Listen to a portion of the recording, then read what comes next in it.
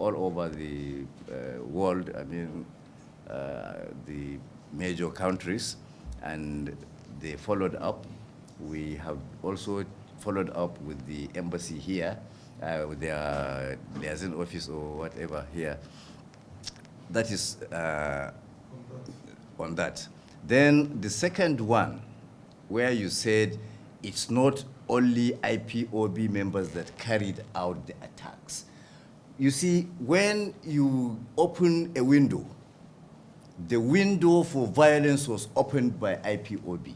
You cannot identify who carried out the attack, but it was based on Kanu's orders. It was peaceful initially. It was peaceful for about 1 or 2 weeks. But when he gave that order, he opened a window for violence. So he is to be held responsible for the violence, because you cannot identify the groups you are talking about. So even the police are saying it's IPOB, because their leader said they should do it. He mentioned prisons, go and break prisons and release these guys, kill, if any police you see, kill him. That's what we all have so some people killed the police, even if they were herdsmen. Who will be blamed? Kanu.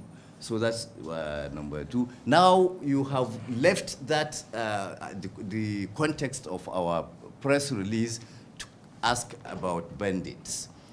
Nobody in his right senses in northern Nigeria is happy with the activities of the bandits. We have also asked for them to be proscribed as terrorists, and they have been proscribed as terrorists.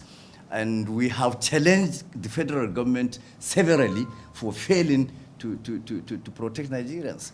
And the North is the major casualty of the activities of the bandits. So I don't think, there has never been any reasonable northerner that has supported them.